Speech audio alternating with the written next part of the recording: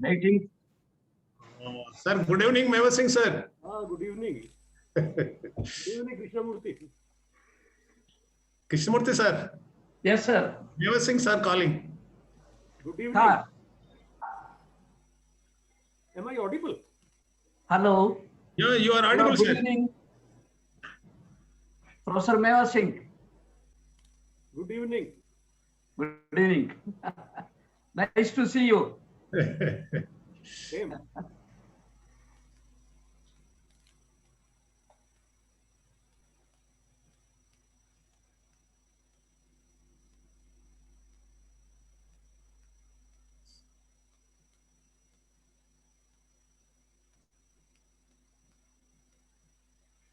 Good evening, sir. Good evening to all of you, sir. Good evening, sir.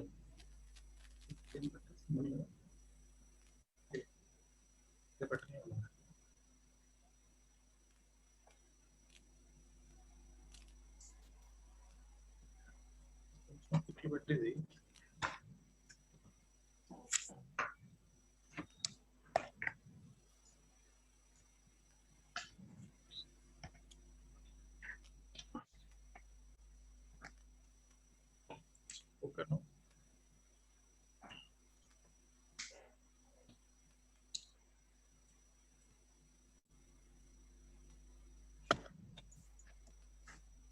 Sir, this is Prashanti, sir. Good evening, sir. Yeah, good evening, Amma.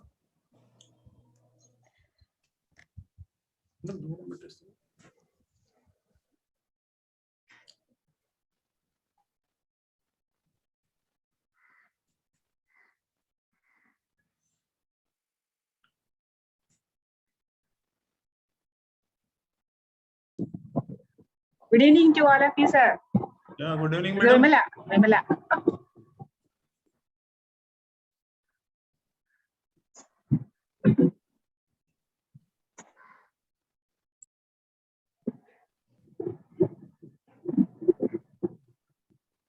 Good evening, madam. Good evening. Sir, good evening, Professor Padmanabhai garu. Sir, good evening, sir. This is Channareddy, sir. Yeah, good evening, Channareddy.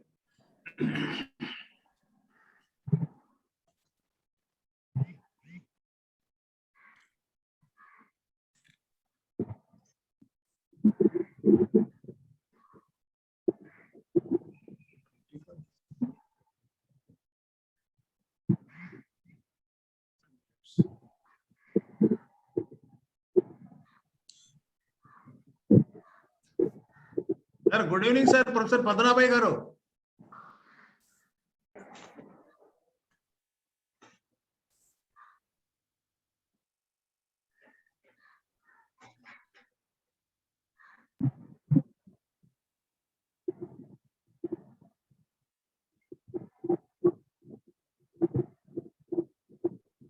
Govind Reddy, good evening. Sir, good evening, sir. Good evening. Thank I am you. very happy. Ramamurthy sir కనపడటం లేదు. ఆయన he may not join. Okay.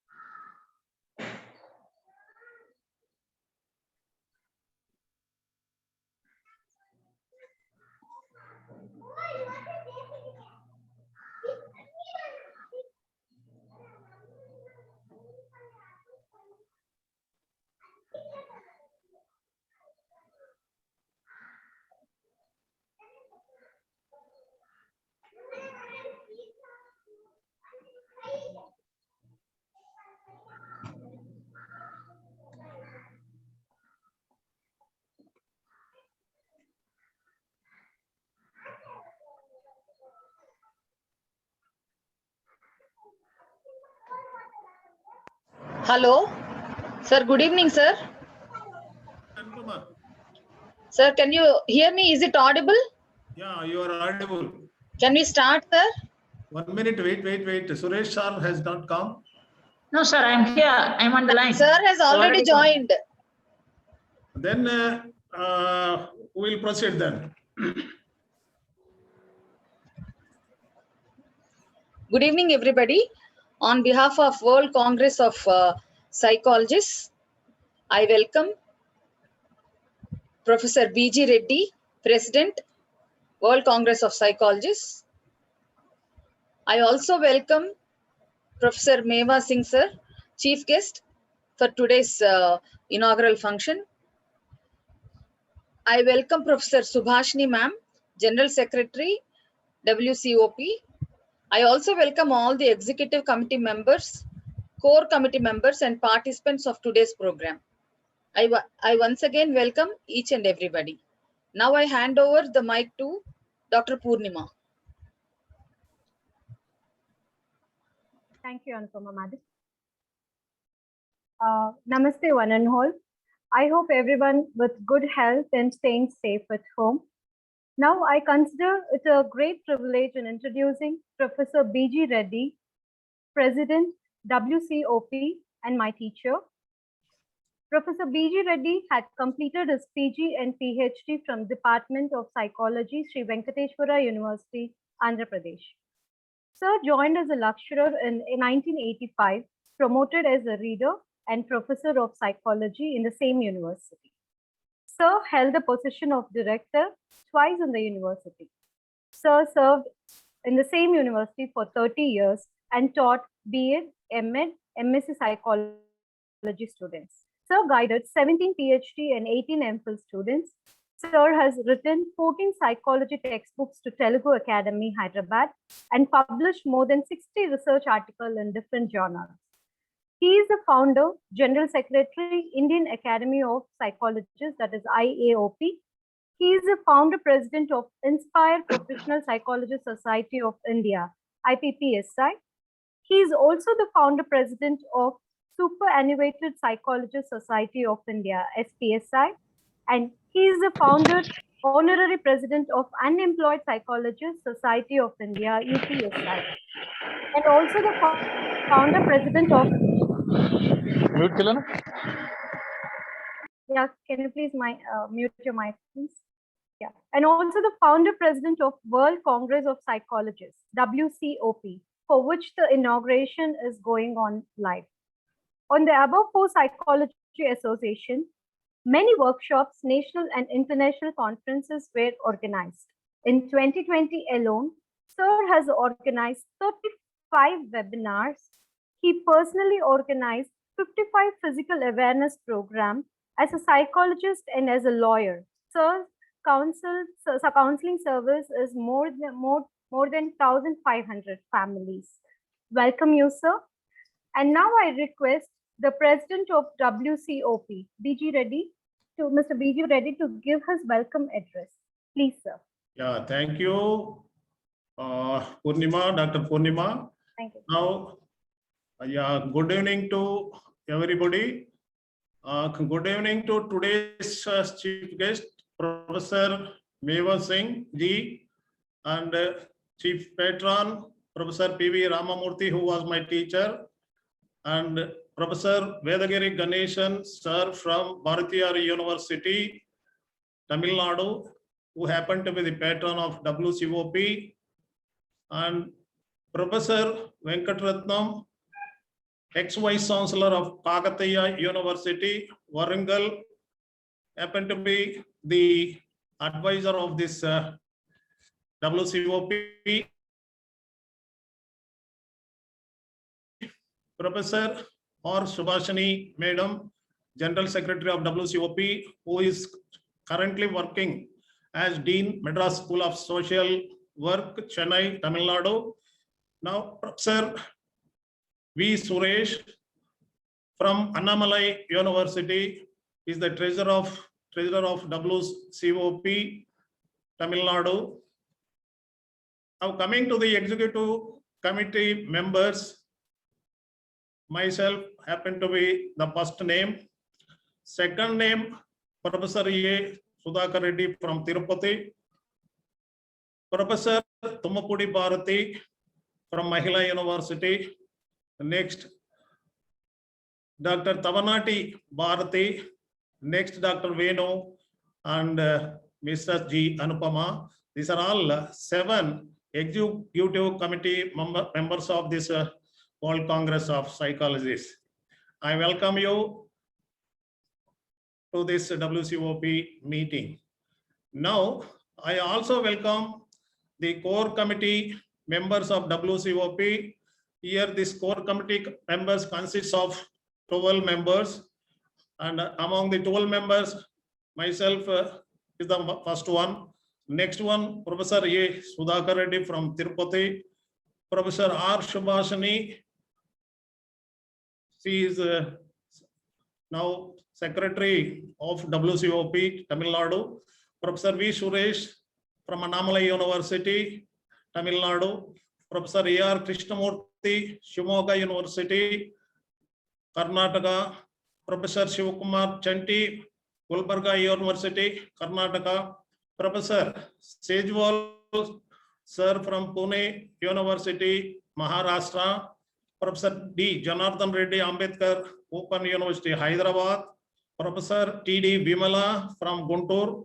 Professor Tummapudi Bharati, Sri Padmavati Mahila University. And Professor Baby Shari from Calicut University. Professor Aru Ashok from Warangal. Now I am welcoming the core committee members too. Next, there are 2 important personalities are with us. One is L.T. Chandrasekhar Rao, is our legal consultant. Currently, he is a Supreme Court lawyer. Then Sri Gangareddy Sir, District Registrar retired, who helped meticulously in getting the registration. And my beloved, though he was not my teacher, Professor Padmanabhaya Sir, Department of Education, Sri Venkateswara University, and the students, friends, and other professional participants, I once again welcome you. And here, technical coordinator also, here G. Anupama, who is taking all risk in organizing this program.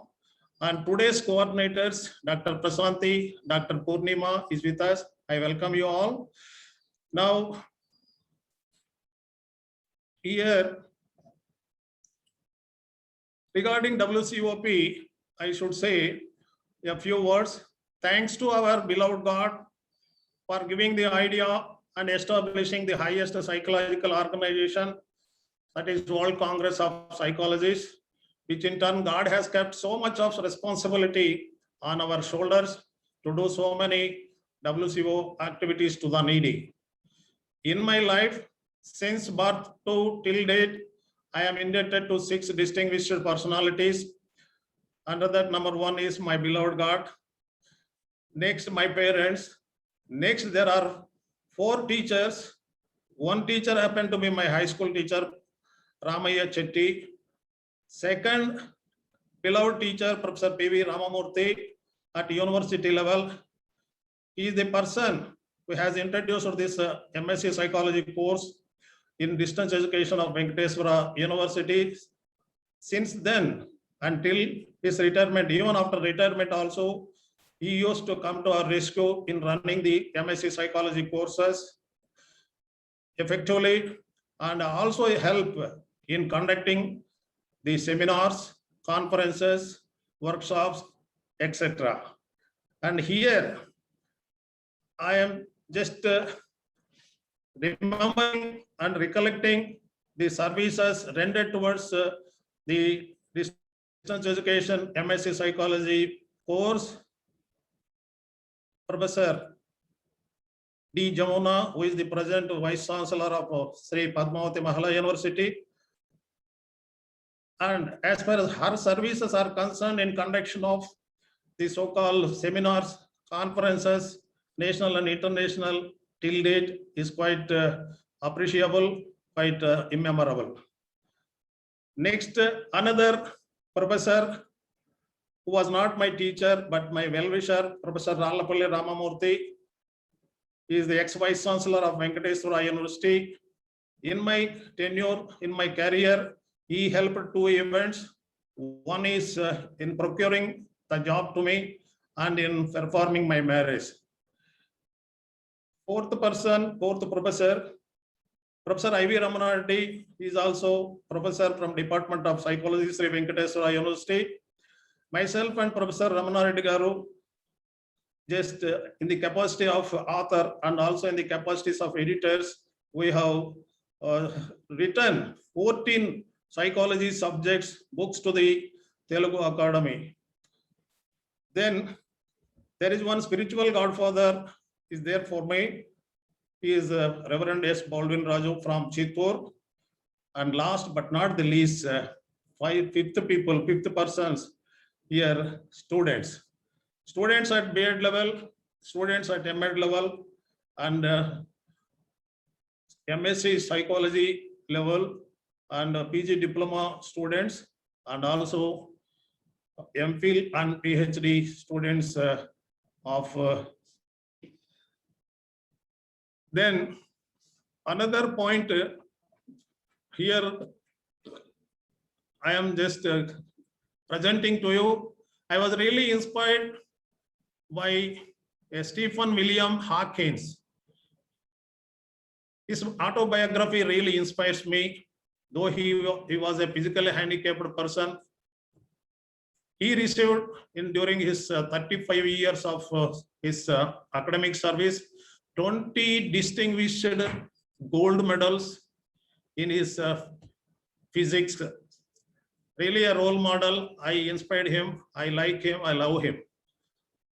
Then I feel this subject psychology as my mother. This mother has given me everything. In return, I wanted to do maximum service to my mother. That is a psychology subject. Service in the form of upgradation of name and fame to this subject. The day I did PG psychology, everybody laughed at me, thinking that psychology is a useless subject. I felt very bad and I thought there is no future to me. But God has given future to this subject in multiple ways. Today, even a layman talking about memory, personality development, etc. So psychologist's role becomes crucial in all fields, that is those who are in need. As per WHO definition, health is defined completely physical, mental, social, and spiritual well-being, and not merely the absence of disease or infirmity. Here, humans health is being divided into two categories. One is physical health, and that is being managed by the so-called medical doctors. Coming to the mental health, the second one, which is important one, and here psychologists comes in the first row, and their role is quite primary. So without psychologist's role, here the mental health may not be sound enough. And next comes clinical psychologists, and next comes psychiatrists. So keeping in view about all these activities, and the problems are becoming multiplying, but today we are all experiencing the pandemic situation, and the role of psychologists are quite essential in order to rescue the situation of human beings. So with these objectives which I cited above, I just came forward with this team of executive committee members and core committee members to do some psychological service to the entire world. Once again, welcome everybody in this who are presenting in this August body. Thank you. Thank you very much. I once again welcome you all. Thank you, sir. As you mentioned, you're inspired by Stephen Hawking, but I need to mention, sir, you're the inspiration for many youngsters. Thank you, sir. And moving on to the next invite, I'm honored to welcome the day's chief guest, Professor Meva Singh. Sir did his master's degree at Punjab University, Chandigarh, PhD at University of Mysore, and postdoctoral training in wildlife management at Smithsonian Institution in Washington, D.C. Sir did Fulbright Scholar at Buckwell University, Pennsylvania. He is a visiting fellow at the Zoological Society in San Diego, USA, and German Primate Center in Germany. Sir is a visiting lecturer in Malaysia and Russian Academy of Sciences, Moscow. His research on ecology and behavior of wild animals, especially on non-human primates, is field-based. He has worked in the forests of Himalayas, Western and Eastern Ghats of Andaman and Nicobar Islands, and he has published zoo research papers in prestigious journals both in India and outside. He is an elected member of the Indian Academy of Science, Bangalore, Indian National Science Academy, New Delhi, the National Academy of Sciences, India, Allahabad, and the National Academy of Psychology, India. He twice received the prestigious Ramanna Fellowship in the Department of Science and Technology of India. Sir also received J.C. Bose National Fellowship from Government of India. Presently, Sir is SCRB Distinguished Fellow.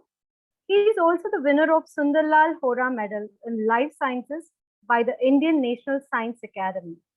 Recognizing his merits and scholarships in science, the University of Mysore has appointed Sir as a distinguished professor lifetime.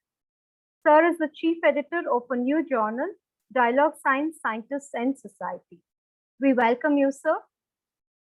I now request the day's chief guest, Professor Meva Singh, to virtually inaugurate WCOP with his inaugural address. Please, sir. Thank you. Good evening to you all. You know, whenever people met a few months or a year ago, people would say, hope you are all right. How is everybody in your family? And nowadays, everybody asks the first question, hope you are keeping safe. And I hope you are all keeping safe. And this is what the greeting has become, unfortunately, nowadays. And the next question people ask, hope you have taken your vaccination. So I hope if you are eligible and if your turn came, I hope you have all taken your vaccination. This few days ago, or a couple of weeks ago, Govind Reddy, my old friend, he just called me and he told me about the World Council of Psychologists. And he told me what the main objectives of this organization are, what this organization is planning to do. So I was telling him that he wanted me to come as a chief guest for this inaugural function. And I was telling him that I really don't fit into all this because, you know, I happen to be professor of psychology, but I hardly have done any work in psychology. I'm a wildlife biologist. I work on animal behavior, not on human behavior. And I've spent whole my life chasing monkeys and elephants and other wild animals in the jungles. But anyway, my formal designation continues to be professor of psychology.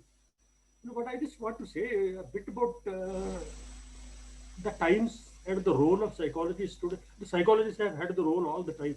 Say the humans, whenever the human evolution started, the humans brought along with them the depression, the anxiety, and so on. The human existence have never been great. When people have to make it great, but all these, these are components of human existence. So psychologists always had an important role to play, but there have been some very important events in human history. Sometimes, for example, the Spanish plague happened, First World War, Second World War. So you can imagine the effect of those things. People like Jean-Paul Sartre, Albert Camus, the great philosophers, the great writers, they grew, for example, both Sartre and Camus were born sometime after First World War. Then both of them were involved in Second World War, and they saw the life, they saw the meaninglessness of life, death everywhere. People simply died. Almost half of the world was affected by the world wars. And they realized how cheap the life had become, how meaningless the life had become. And they started writing philosophies like nihilism, philosophies like existentialism, philosophies like phenomenology, the great books like Sartre's book, Being and Nothingness, Albert Camus' books like The Fall, The Plague, the Myth of Sisyphus. So those who have read Myth of Sisyphus would know when how Camus depicts the meaninglessness of life, that Sisyphus, who helped humans, but he was punished by the gods. He's supposed to carry a rock. He's supposed to go to the mountain top. But once he reaches the mountain top, just before that, the rock falls. So he has to come down again. He is immortal. He's been blessed to be immortal. But this is the punishment given by the gods, that he has to carry the rock, go to the top, but the rock falls, and Sisyphus keeps on doing this. I mean, this is how Camus depicted how meaningless the whole routine of life is. And today is something like this. What is happening today? This pandemic. If you look at, for example, the world wars, the first World War, the Second World War, affected about 1/3 of the world. The Second World War, about half of the world. But this is something which has affected now all the countries. Everywhere the humanity is affected by this, and the effect is so much that look, for example, people, doctors. They are the people who are expected to give solace to people, give counseling to people, help people. But today, the most stressed people are poor doctors. And they have so many psychological problems. They are the ones who now need help. They are the ones who need counseling. So it is these difficult times where the role of psychologists has become very, very important. And I'm very glad that a group of people, of our friends now, have taken up this initiative and have established this organization with this laudable objective of helping people, and going out, and it's not only simply in form of organizing lectures, but active service to the society in form of counseling sessions, and making counseling centers and so on. So I am very glad. I mean, I don't have much to speak about the topic on either on counseling or on psychological services, because as I told you, my field happens to be very, very different. So I am very glad to inaugurate this organization as well as today's function, and I wish all the best, and wish success to my friends Govind Reddy and Subhashini, and to carry forward the mission of this organization. Thank you very much. Thank you, sir. Your generosity and thoughtfulness is very much adored, sir. Thank you so much. And it's my turn to invite Professor R. Subhashini, General Secretary, WCOP. Madam has completed her BA, MA, MPhil, PhD Psychology from Madras University. She has 38 years of teaching and research experience as lecturer, reader, Professor of Psychology, JBA's PG College for Women, Chennai. Currently, Madam is working as a Dean, Madras School of Social Work, Chennai. Madam has held various positions in her education and administrative career. She has guided 68 MPhil and 8 PhD students. Madam published more than 60 research articles in reputed journals. She is the founder, General Secretary of Inspire Professional Psychology Society of India. She is the founder, General Secretary of Superannuated Psychology Society of India. Currently, she is the founder, General Secretary of World Congress of Psychologists. Welcome you, ma'am. I request Professor R. Subhashini, General Secretary, WCOP, to extend her vote of thanks on the inaugural function. Please, ma'am. Dr. Anupama, Madam did not come. You just, by covering the entire program, say thanks. Anupama, Purnima. Purnima? Yes, sir. Yes, sir. Yeah, Madam, it seems she did not turn out. Now you can go ahead. Okay.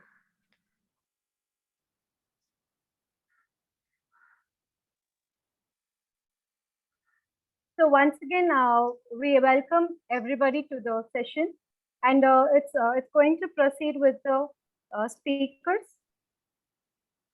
And I thank BG Reddy sir the President and today's Chief Guest, Meva Singh, and the General Secretary, R. Subhashin.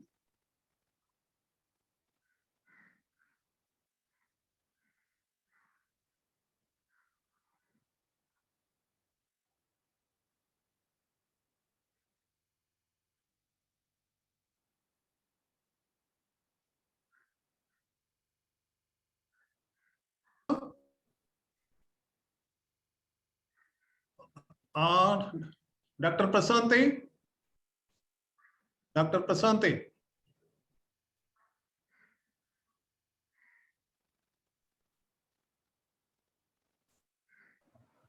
Sir, Sir? You can go Yeah. ahead. You can go ahead. okay, Go sir. ahead. Okay, sir. Good evening to all the dignitaries who have joined the webinar. I'm Prashanti, and I would like to introduce myself as a student of BG Reddy, sir.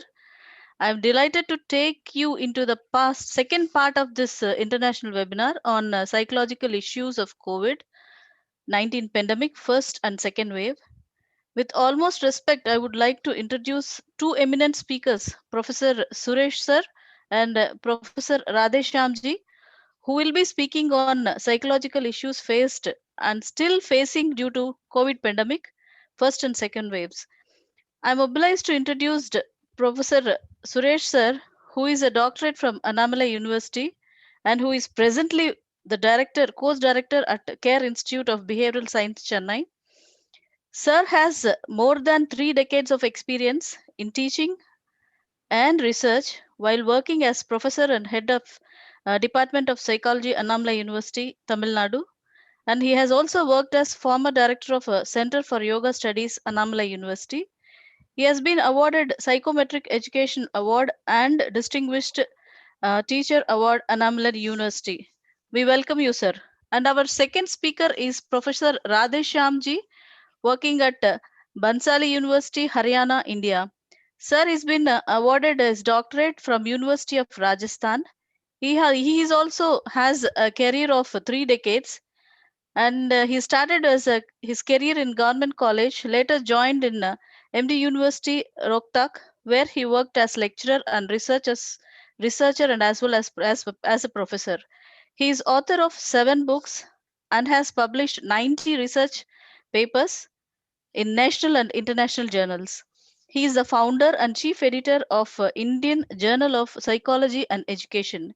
He has worked as director of youth welfare, served as director of career counseling and placement cells of MD University. He also served as program coordinator of University Youth Red Cross. This shows the social responsibility which Sir has taken during his working days. He has also worked as Dean Academic Affairs, Dean Faculty Science, Dean Faculty of Humanities, Director IQAC, and Head Department of Psychology.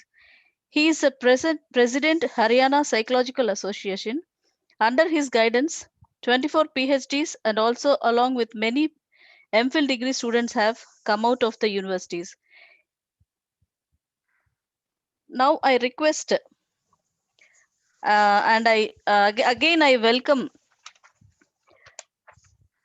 both Professor Suresh sir as well as Professor Radheshyamji on behalf of myself and on behalf of WCOP.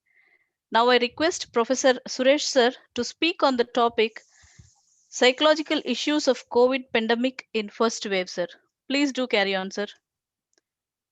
Thank you. Thank Thank you. you, sir. Good evening to all.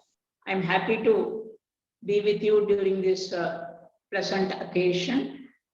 On the one side, the inauguration of WCOP, which has very grand vision for psychologists in future, and the responsibility of psychology for the whole of humanity, not just for India. And when we were discussing about the webinar, then we thought that we need to talk about the current pressing problem, because people have been talking about it for the past more than 1 year. Any webinar, any speech you see, it is only on COVID. So on the one side, probably we are bored. On the other side, we also got some enlightenment with regard to that.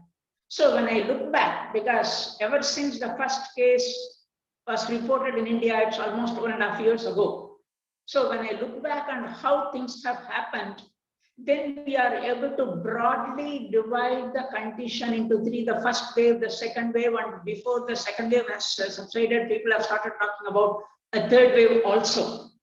So now, what happens here? Because when it came here, subsequently, as we observed, we saw that the psychological issues were much more than the physical part of it.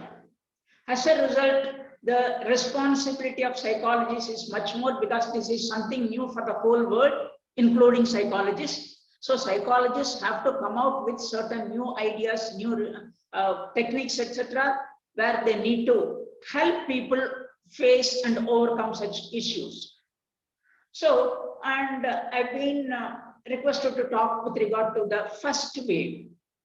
And as I mentioned, the first reported case in India was in February 2020. Even before that, well, reports came in newspapers about its reports in China, etc.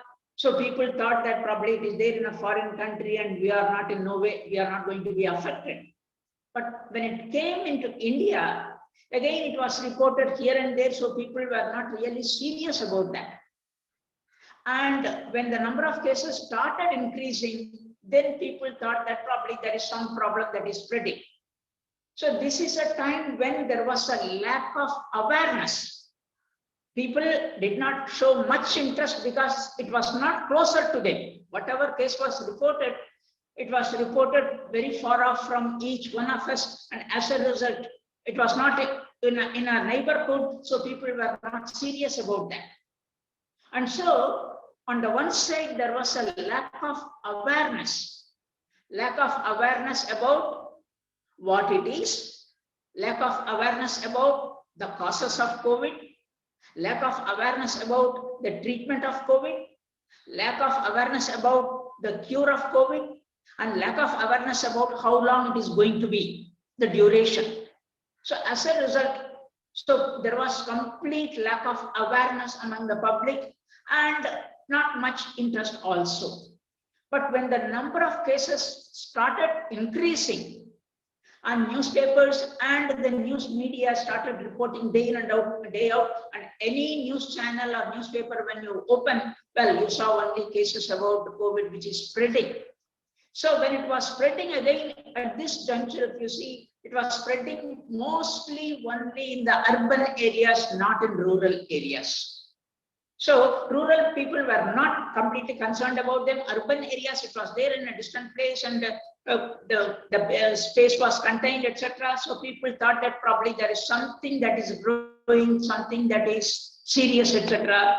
So again, there was a lack of awareness, but people started realizing that probably there is something serious. And this is a time when, with the increase in cases, then the government imposed a complete lockdown. So when the complete lockdown was imposed, this was a time when people started realizing that probably it is there throughout the country or throughout the world, and as a result, it is something serious, and as a result, it is likely to affect everyone. And when the lockdown was imposed initially, it actually changed the lifestyle upside down, because shops were closed all of a sudden, offices and schools were closed all of a sudden, transport was stopped all of a sudden. So everything came to a standstill. And it was told that you should not move out of your own house. So which means our freedom was completely curtailed. At least within your house, probably you had some freedom outside. Well, the freedom was completely curtailed, which people were not used to in the recent past. And as a result, what happened was there was a lack of preparedness on the part of the people also, because sudden lockdown. At least now, what happens, we give 1 or 2 days time for people to equip themselves, store the necessary things. But that time it was not there. So there was a lack of preparedness on the part of the people as well as on the part of the government also. And as a result, people were in a state of confusion.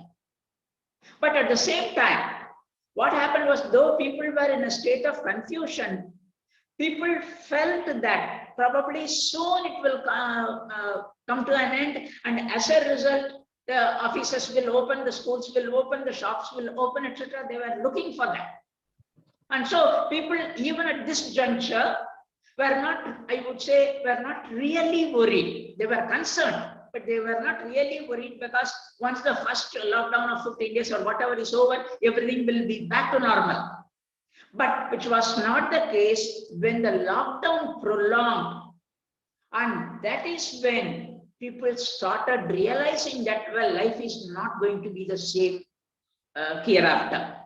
So that is when the problem, people started feeling that the problem is something serious. Feeling that the problem is something serious, because even at this juncture, it had not affected the life of many people. So with indefinite lockdown, then arose the issues of job losses. So many people lost their job.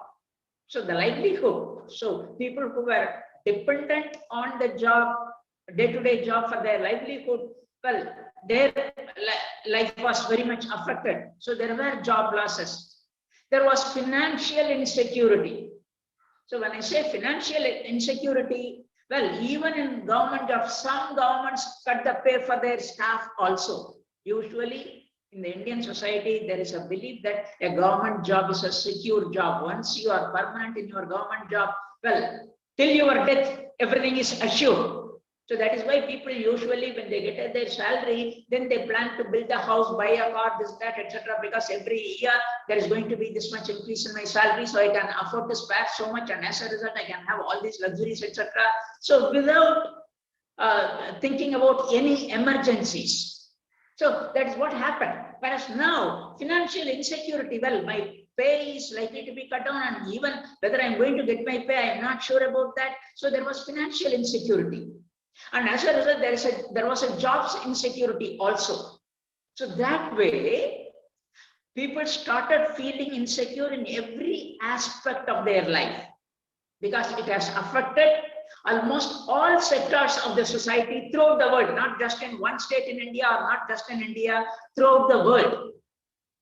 And as a result, well, people have realized that it is something serious.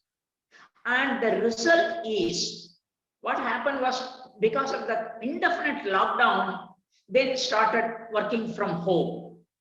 So when you say working from home, initially it appeared to be convenient, because I have heard some people saying that, well, I need not commute all my office, all the way to my office, etc. I can sit at home and do my job.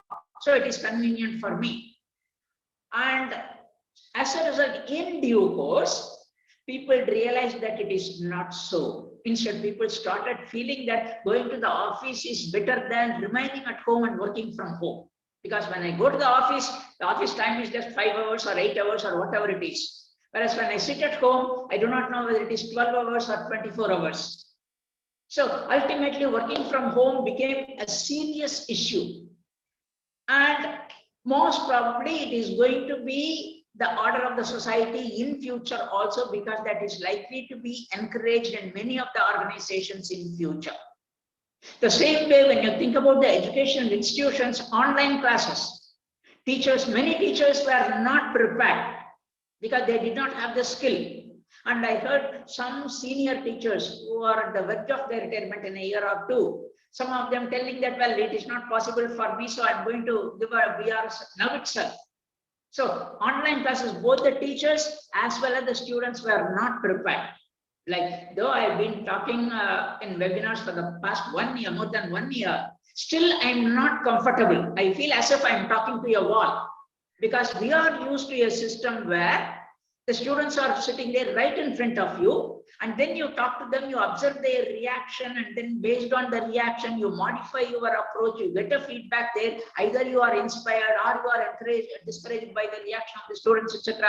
All these feelings will be there. Where you modify, there could be a sense of satisfaction for you, which is not there in a webinar. And even when people wanted to seek some clarification, we tell them, you wait till the lecture is over. Whereas in a live class, that is not the case. Immediately it was interrupted, which again is not possible. So we are used to that system and we feel uncomfortable to this particular type of system.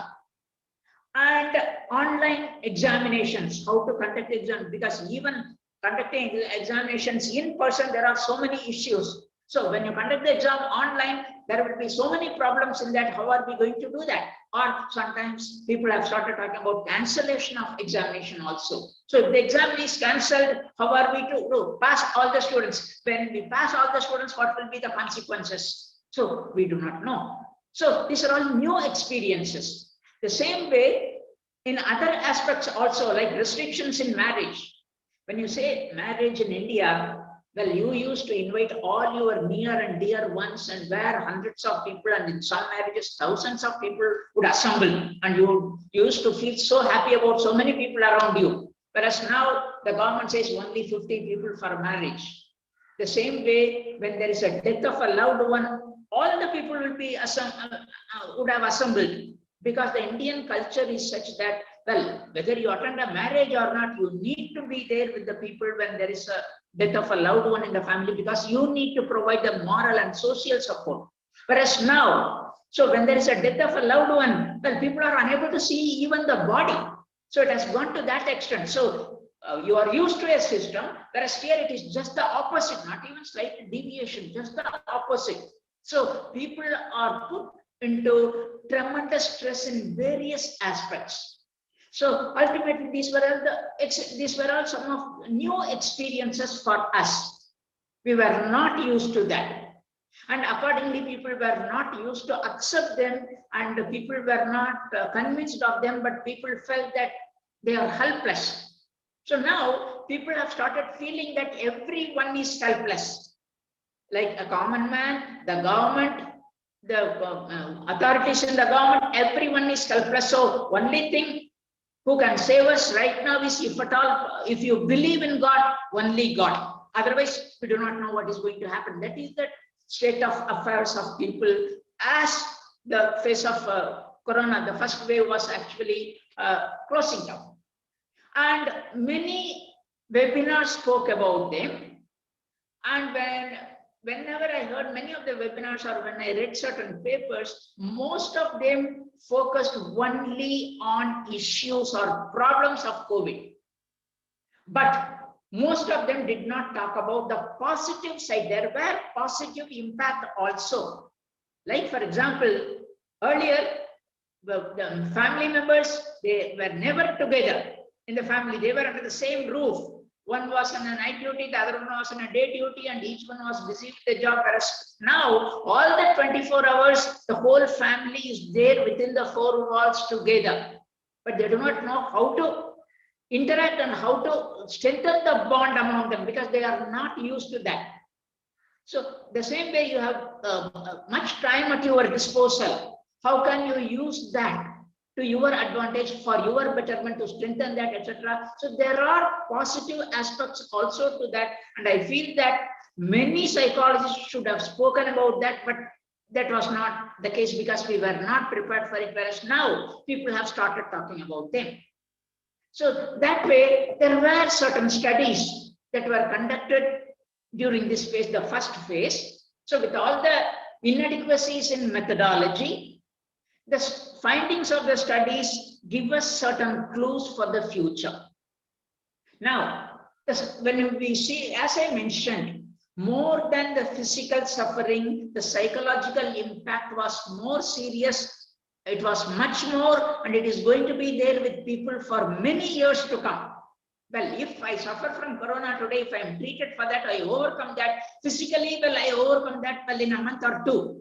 But psychologically, well, its effect is going to be there with me for quite a long time to come, because my personal experience, and later on its impact on the society, like for the economy to revive, for normality to come back, etc. It is going to take months or years together.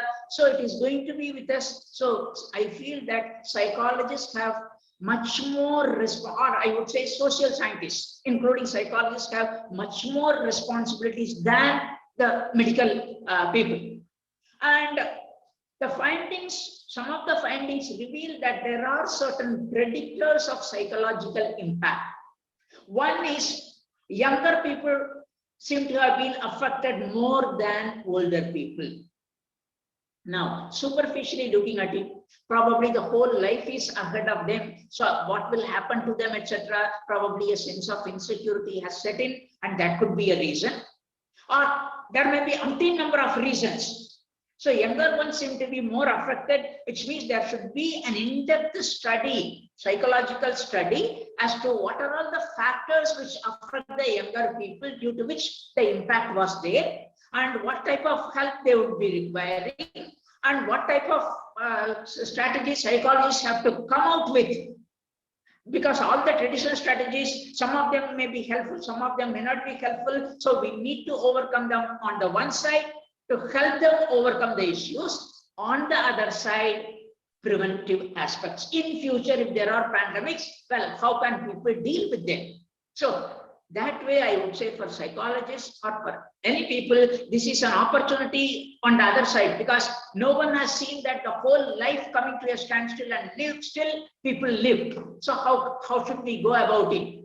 So that way, younger people, there seems to be more impact among the younger people. The second one, well, there was more impact among women than men.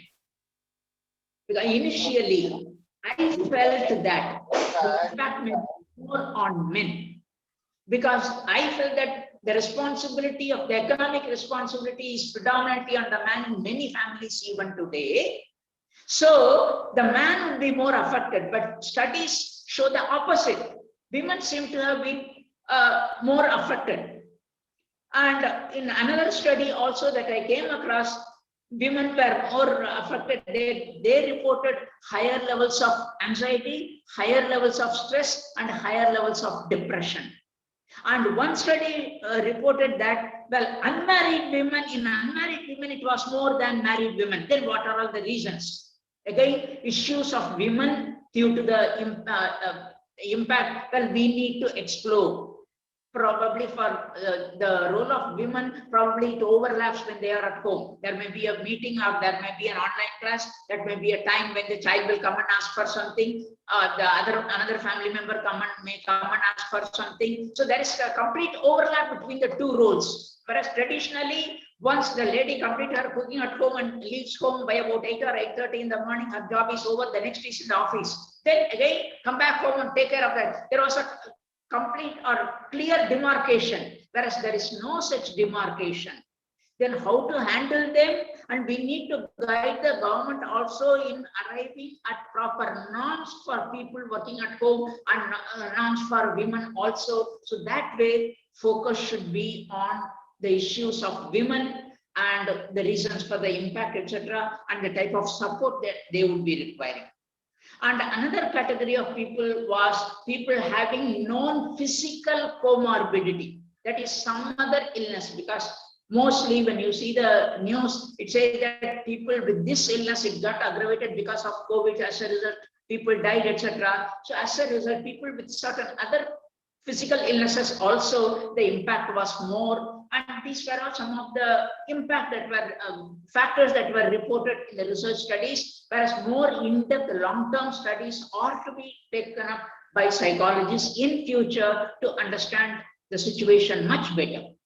And the type of issues that they have been reported during the first phase were, well, as I mentioned, anxiety, stress, depression, and there were suicides not only among patients but also among medical as well as paramedical professionals. Because when you see medical and paramedical professionals, like the others during the lockdown, they remained at home, like the teachers, the back employees, etc. Whereas doctors had to face the cases, the risk was more for them.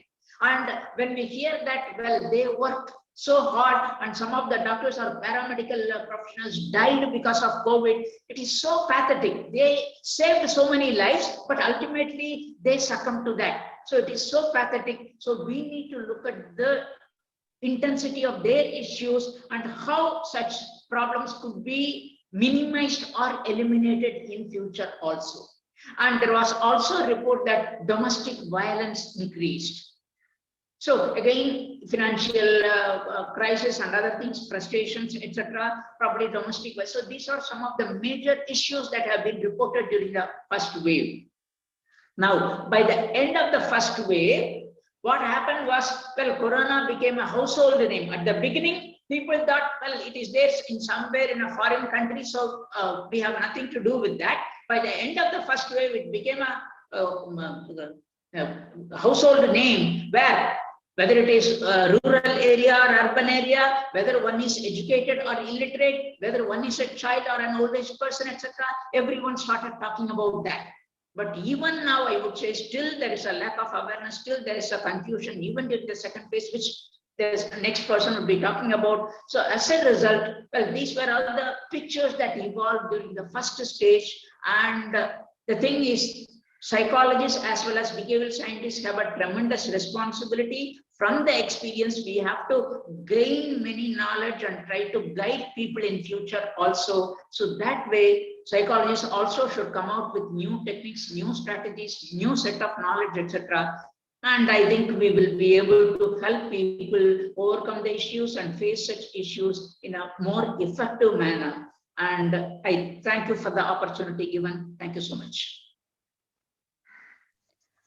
Thank you, Suresh sir. Thank you, sir, for giving an enlightened speech on the topic, sir. Sir has given a beautiful, I should say, it's a very important aspects sir has covered. That is impact of lockdown, how people started feeling insecure, and what are the positive and negative impacts of COVID during first phase, and how the overlapping of the roles that is at home and as well as at office have affected women and unmarried, married, and or even younger people. Sir has also given an enlightened information on areas of research to be done, and he has reminded the role of psychologists and behavioral psychologists.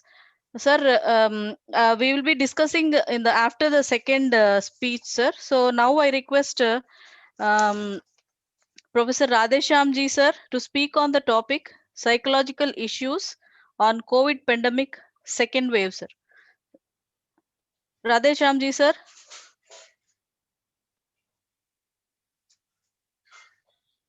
Sir. Professor Radheshyamji sir.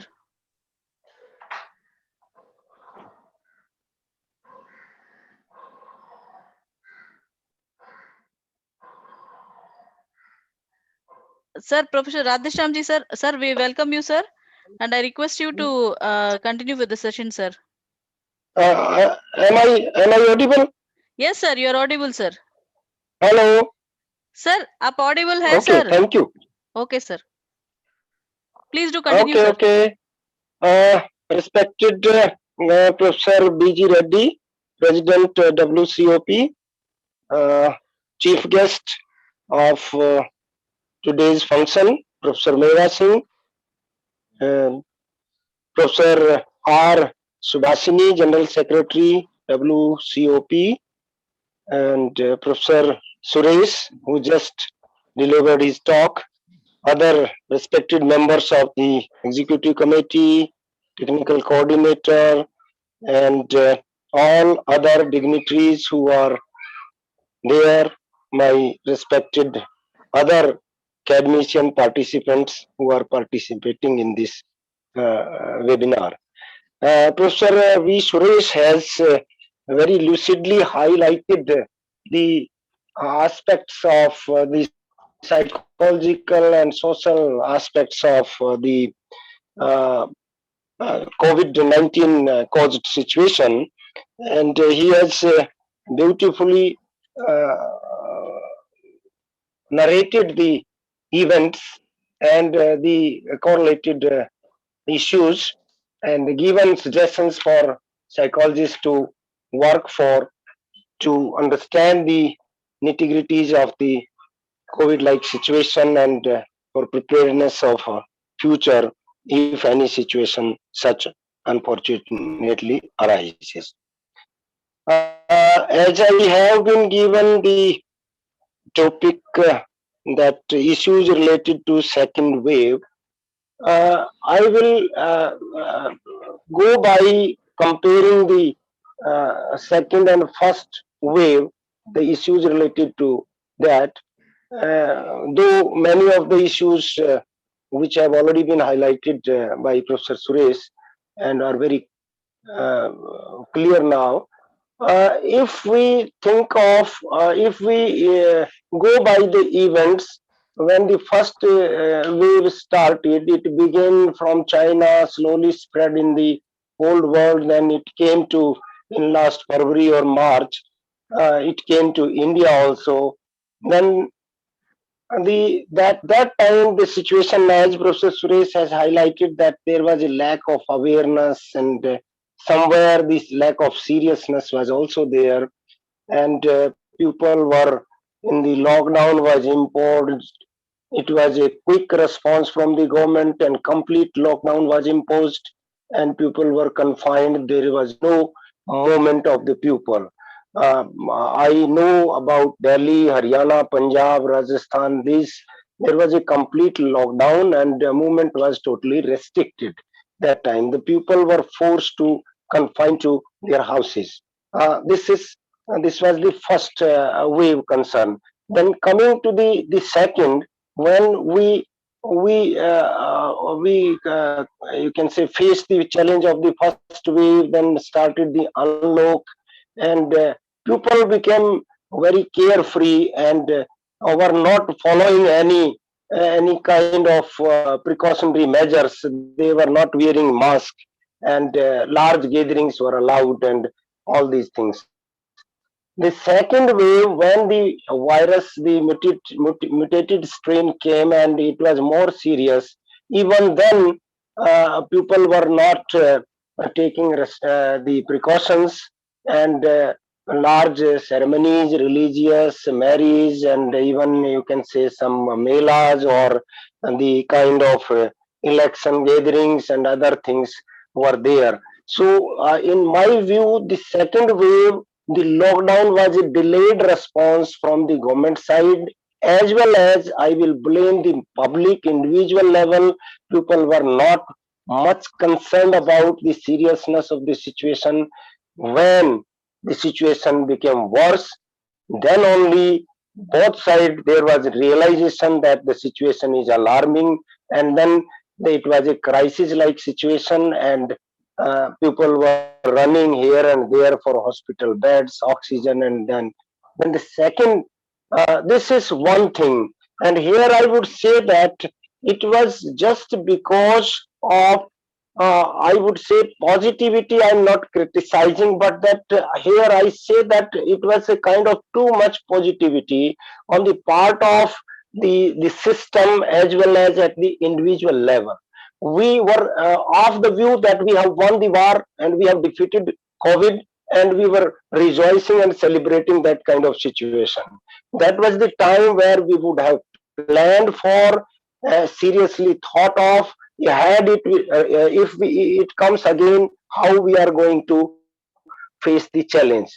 That was the second thing, and that too much of positivity has hindered the taking the precautionary measure, and it has hindered the serious effort on the part of preparation, and that is another point which is very important. Another thing is that in the first wave, the NGOs and philanthropists, people were largely there when there was lockdown imposed, and people walking, taking small children in their laps, women and men were moving to large distances, long distances, maybe from Mumbai to even Bihar or Eastern UP. Everybody can remember might be remembering those images of people moving on their foot, and that kind of problem. Now this time the lockdown was there, but it was not complete lockdown as it was imposed during the first wave. Now movement is allowed in the second, this lockdown in the second wave. People are not that confined. If I have to go to Delhi, I can go. If I have to go to 100 kilometer Chandigarh or 200 kilometer, 250 kilometer, I can go. There was no restriction. But in the first wave, it was restricted totally. You were not allowed. The same thing is that there was no concern regarding the hoarding of the things in the first wave, as Professor Suresh was talking, that the people did not arrange much for long. Now this time they were prepared for that kind of thing. But the second thing is, which is there, that even the kind of daily necessities were available. The vegetable markets weekly or 2 hours, 3 hours, odd even style. So that was the difference between the two kind of lockdown. The second thing, third thing which I want to emphasize, that the philanthropist and the people came in large number during the first wave to help the affected people. Totally different scenario, and we have seen people hoarding oxygen. We have seen that there was a scarcity of medicine. We have seen that there was a kind of bribing, or hospitals were charging much more even for giving admission or admitting the patient into the hospital. A cylinder of 5-6 thousand was sold to 46 or 60,000. Same was case in respect to the medicine availability. So if I see this situation, this is the scene which is different from the first wave, where there was no such situation there. So this time the black marketeers, hoarders, or the kind of group people, they have largely focused on making money. This is another thing which was, you can say, you can differentiate the two scenes. Then another thing is that a kind of uh, the exodus of laborers and workers, it was unplanned. The immediate lockdown was there, and people were not able to move. This time the trains were going on, even a small number buses were moving, and other vehicles were also allowed. So that kind of situation this time did not arise. The casualties in the first wave, the number of deaths were very less. This time the number is very alarming, and even in some cases small children became orphan. Both the parents died, or even the earning member of the family died, and that resulted into the financial crisis and the issue of who will take care of the children and how the people are going to survive. That is another issue which, where you can differentiate the two situation. Then again another is this mucormycosis, or the black fungus. Though some cases were reported at that time in the first wave also in Maharashtra and parts of Gujarat and some other states also, but this time the number is very high, and the only drug which is used for the treatment is still not available. And the more concern in the first wave, the concerns, psychosocial concerns relating to fear, anxiety, depressions were more as compared to this time, as I have been associated with 2-3 helplines. Even this time also the district administration has formed a committee here at Rohtak, and I am a member of that, providing psychological services. They have given me a special helpline number. The concerns are more related to the availability. It is even about 10-15 days ago. The situation was that there more calls were related to hospital admissions, oxygen, medicine, ventilators, etc. As compared to the earlier one, first wave, there more concerns were there relating to the psychological apprehension or anxiety and other psychological issues, or relating to the food and other items. So that is another difference where we can see the change. This is then again unemployment, loss of job, as Professor Suresh has already highlighted that this is a major concern. The production, particularly the auto industry, two, three in Rohtak, there are very many units preparing the auto parts which are used in four wheelers or two wheelers, and two, three of my neighbors are there, and we used to talk. Then he said that there is no demand. The 50% of labor we are running only one shift, and even then the demands are not there. So that has caused not the anxiety and fear and apprehension not only in the laborers but on the other hand in the management or the the the governing bodies of the industries. The employers are also badly affected by that. This is another issue. Now, another major issue which this time is the vaccination. Earlier, in the earlier wave, no vaccine was there, so only management and the treatment by whatever way was there. But this time, the vaccine was there. But here again, there is a kind of a problem. If we talk about then it was the government's plan first allowed 45 plus year age. Even today, the 45 plus years of the age people are not, we can say that they have not been given the second dose in many cases. Then all of a sudden, 18 plus were allowed. The COVID registration app was opened, and the registration is done. And many of the youngsters, they have done registration 20 days back or about 25 days back, and even then they are not getting the slot. So that is again another area of major concerns. They are worried. People are interested to get the vaccine, but the availability is not ensured. I'm not criticizing the government because the demand is so high, and arranging the drug in such a short span of time is very difficult.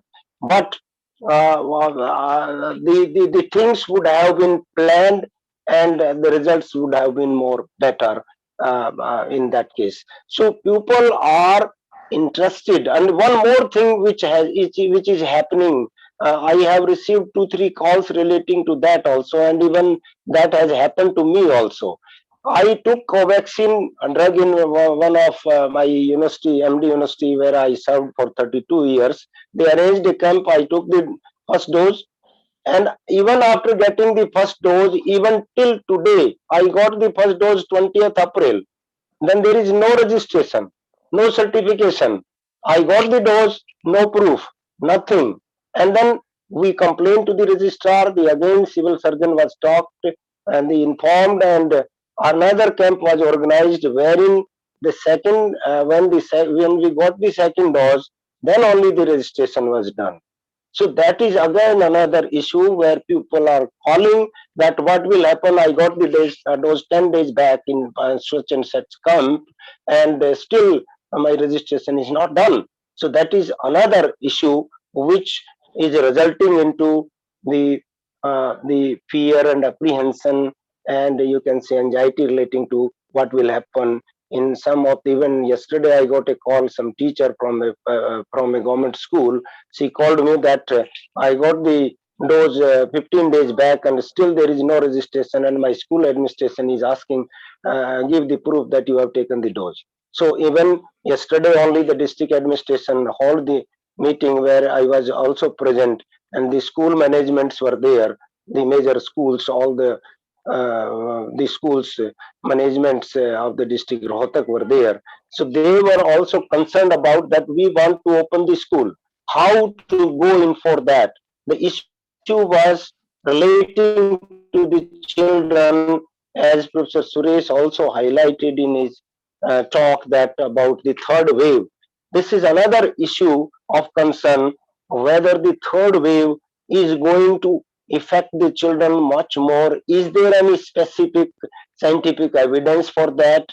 And the government and the health ICMR, etc., they should come out with clear-cut guidelines and the information, so that it is affecting much more, that yes, children are going to be affected, children are going to be affected. So we are bombarded with that kind of, so the parents are definitely going to be affected by that, and that is the issue. School, what will happen to the students, that is another issue. And as we talk about, Professor Suresh was talking about that men and women, he was talking about gender differences, women are more affected. Yes, I agree with that, but in my view, I see that the children who just started going to school, nursery, KG, first and second, it is almost about, you can say, 1.5 years that they have not seen the gate of the school. So they are confining to their houses, and they are forced to go on the online classes. So how far the children are going to be affected by this scene, because the peer bonding and all these things, the students used to play, have friendship in the school, and the teacher interaction, live interaction. So this is another area which is the consequences or the effects of these things will be seen in the times to come. This is another area. Another thing is that uh, the area wherein the healing the healers, that is also very important, that the doctors, the nurses, and the other healthcare providers, they are working all through the year and half, 24 hour, maybe they are even not, if not 24 hour, 12 hours in the PPE kit and all these things. So they must be feeling exhausted. And another thing, in addition to this, their emotional exhaustion and the other related issues related to the health professionals. One more serious thing is that at times the patients caregivers have become violent, and anger is being displayed, and many health professionals have been badly affected, and even in some cases death have been resulted. So this is another very serious issue which is going to be affected the healthcare system. Then student and the education system, we are almost all of us are teachers or researchers. So we can see that, as Professor Suresh was talking about, that the senior teachers who are going to retire in a year or two, they preferred taking VRS than adapting to the new changes which are being introduced into the teaching learning process. Yes, that is very true, and that has affected the students as well. Even some of the students, they call that, sir, we are interested when you will call us to the university, when we will meet in the classroom. So these are the concerns that not only the teachers but the students of those who are in master's program or in the final year graduations, they are keen to the tuned to the offline interaction, as we the senior teachers are also tuned to. So that is another major issue. And another thing is that in the 12th or the 10th examination, the CBSE and the government and the decision was taken that this year no examination are going to be held. But this took about 1.5 months, linger on that decision, what to do, what not to do. Finally, the Supreme Court and other bodies came into the picture, and final decision came when the result, now the result is declared. So that delayed uncertainty whether the examination are going to be held or not, these are definitely going to affect the students and the parents as well. So they must be apprehensive, fear, and you can say that result into anxiety and other psychological health problems. Now, another issue is that relating to the UGC, that the again changing the teaching learning process. UGC specified, there was a information a few days back that 40 to 60, 40% and 60%, 60% offline, 40% online courses UGC is allowing. So that is again going to change the university and colleges and the entire teaching learning process. How far this is going to be, you can say, successful, or because as in my own university where I am currently teaching, Chaudhary Bansilal University, where we have conducted the online examination. We are the controller of examination has handed over the question paper to the heads of the department of different teaching departments, and now the onus falls on the head of the department that they have to conduct the online exam, get the answer sheets in PDF form, get them evaluated and send the awards to the COE. So now the change is there.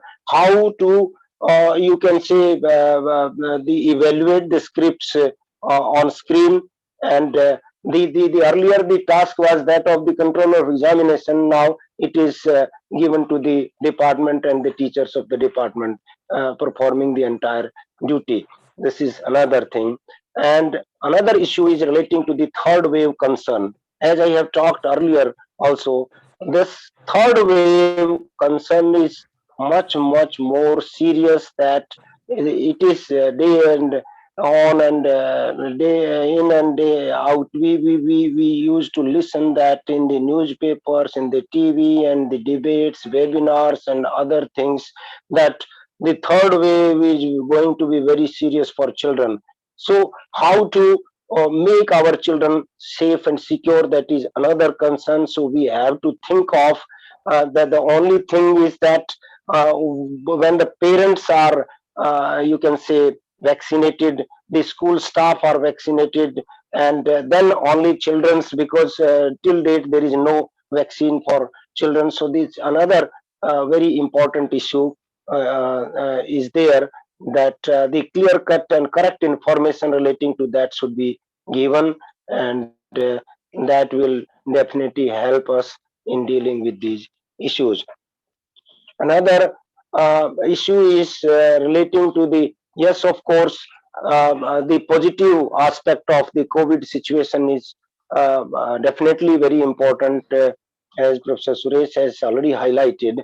Um, in the crisis and the difficult times, yes, of course, psychology has thrived during such times. You may take the example of world wars, first and second, and this time also I see that the demand of psychologists and the concern of psychosocial issues, psychological issues is increased, and that is there. But here we have to be very careful, that we have to be very professional in that we come up to the expectations of the pupil. We have to be professionally trained and provide the required services. So that is the positive aspect. The family dynamics, of course, is changing, and the work from home issue and the exhaustion, emotional exhaustion also is very important. May it be in the health providers and in the family itself, that the entire dynamics is changed, that all the members are confined to the house for months, for days and months together.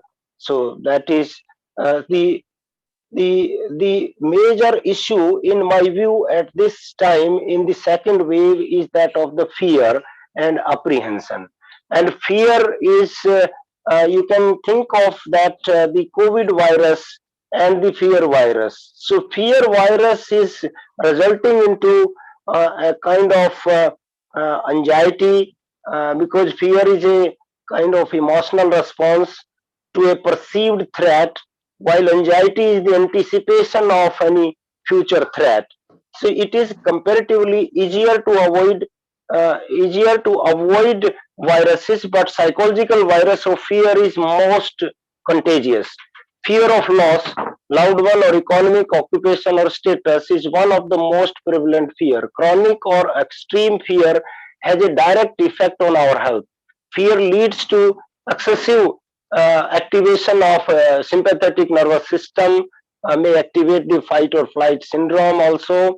Physically, it weakens the immune system, causes headache, body pain, cardiovascular problems, hypertension, and other gastrointestinal issues, maybe irritable bowel syndrome, ulcers. It can also lead to accelerated aging and premature death.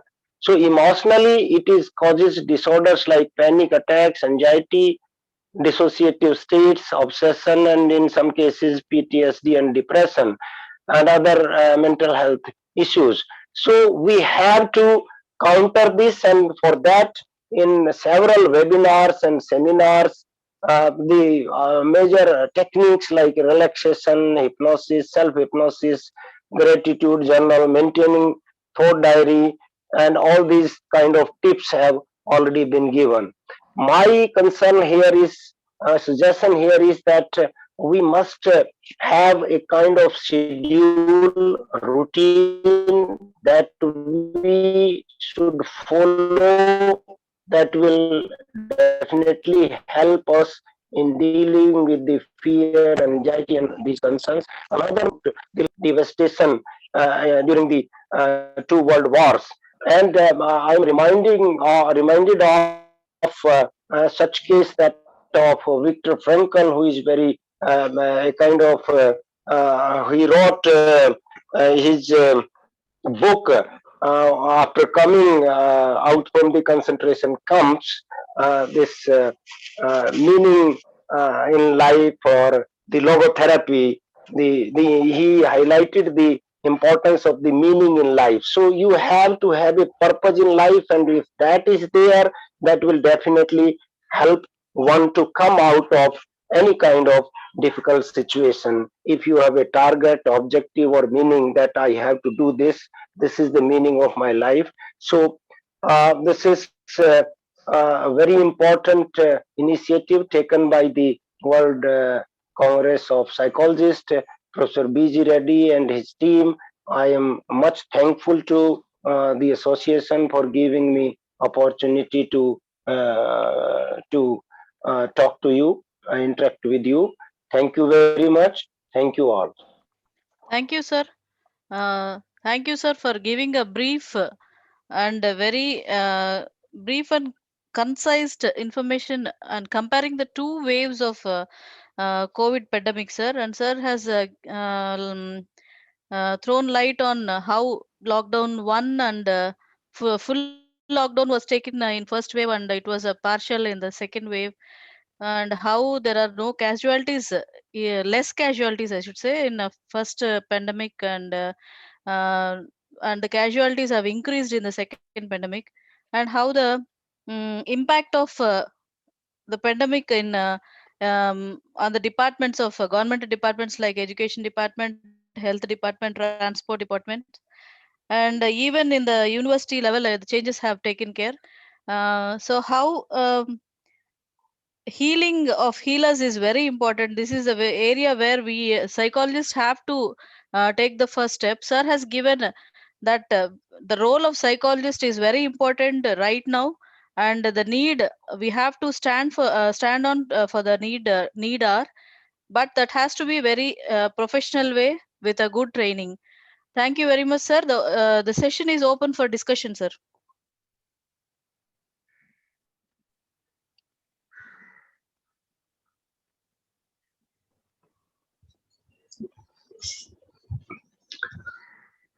This is Krishnamurthy from Mysore.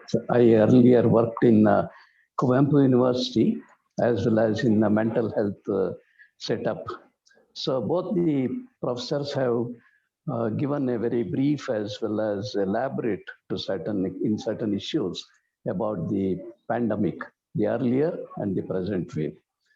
So as both professors have emphasized, it should be with regard to education, health education, which has been ignored. If without health education, I don't think people will take up this as a personal choice. Yes, So sir. it should not be forced. It should be made as a choice wherein conscious or awareness of our health status should lead us. So if we take a proper choice, make proper choices like nutrition, taking rest, working meticulously, and then taking care of whatever that is required. So these are all conscious choices which are very essential. So the other part is, as professors have pointed out, it is the fight-flight reaction that aggravates all this situation because of the threat that is perceived. So we have to help them to bring down such panic reactions or fight-flight reactions through the practice of deep relaxation, then changing their mindset, and also practicing promotive health. They have to not only take preventive care measures, they have to promote their health. So with these comments, I think I will pass on to the other speaker.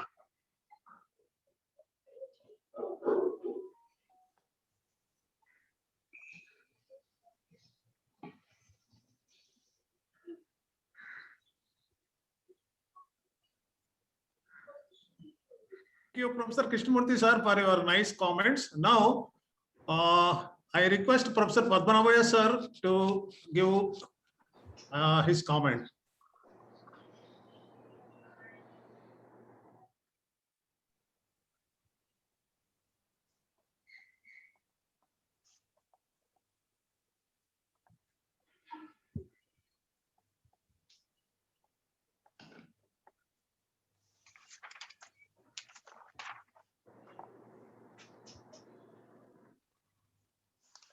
Any more comments from professor's side and student side?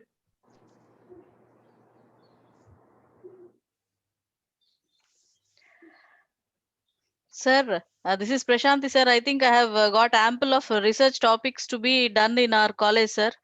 I think sir has, both sirs have given the areas where we have to do the research as behavioral areas, sir. I think as community science specialization, we are right now we are doing on impact on health workers, sir. That is the psychological impact on health workers due to this COVID. Sir has given another topic, that is on the impact on the children who are below 6 years. This area we did not have emphasized till now, sir, and we'll definitely do into that one, sir. Thank you for giving us very nice information regarding this topic, sir.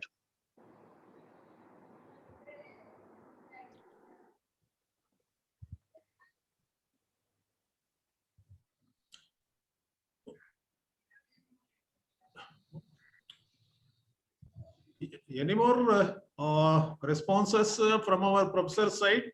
Professor Chanti, Shivakumar Chanti, Professor Sudhakar Reddy, Professor Janardhan Reddy, sir.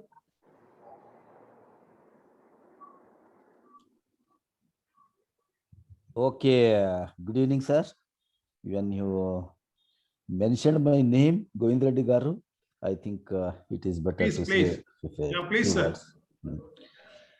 words. See, both the speakers spoke well, and it was a need of the hour also that whatever they have mentioned, and the step taken by WCU in this regard is highly appreciable. I personally take this opportunity to congratulate and propose my vote of thanks to Professor Reddy sir and the team. See, in the whatever Professor Suresh and others have told, in fact, they said it in a precise way, in a brief way, but there are several other issues also, both social, psychological, personal, hygienic, and still, as Professor said, still public is not trained enough to maintain hygiene even at home. and they are not aware of maintaining the guidelines given by the government. But somehow they are managing. Somehow it is necessary that the public should be improved in such cases. And we, the psychologists, are offering very good services at every point of time, at every stage, in perhaps in most of the districts, say state also, the psychologists are working nicely.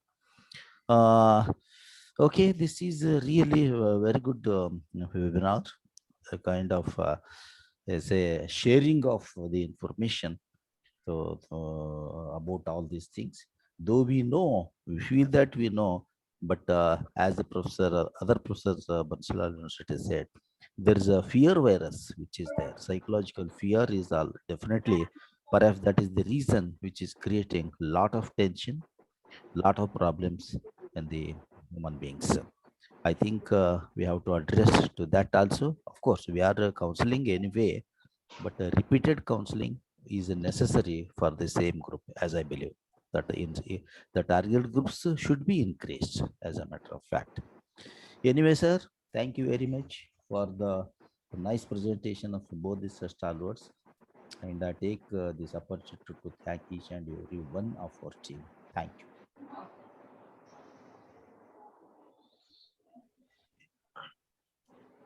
Sir, any more response from professor side, from the Professor Sudhakar Reddy sir, Professor Padmanabhaya? If you speak just 1 minute, then we will close the session, sir. Professor Sudhakar Reddy garu, Professor Padmanabhaya garu.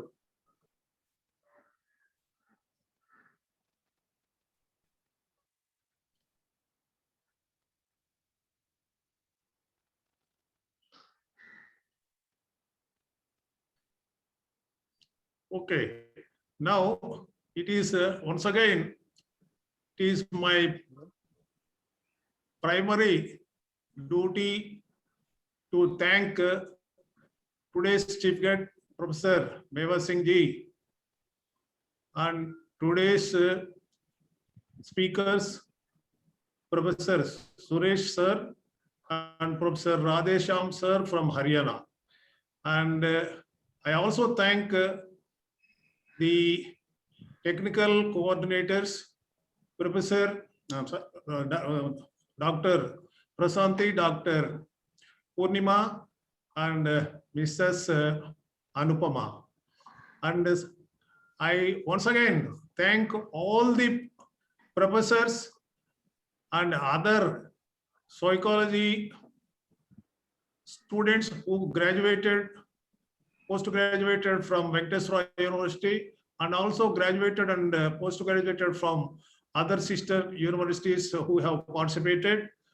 And I once again thank you for all your cooperation in making this program an inaugural session, as well as this international webinar on this topic, that is psychological issues during wave 1 and wave 2.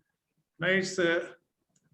Before just conclude, before closing, and I am organizing and I am announcing there is the next program is on by 6 o'clock on Monday. That is on 14th. I request all the today's participants, please do participate in that program also. So thank you, one and all. Thank you very much for all your sincere presence and sincere participation and whatnot, everything. Thank you, one and all, sir. Thank you very much. Thank you.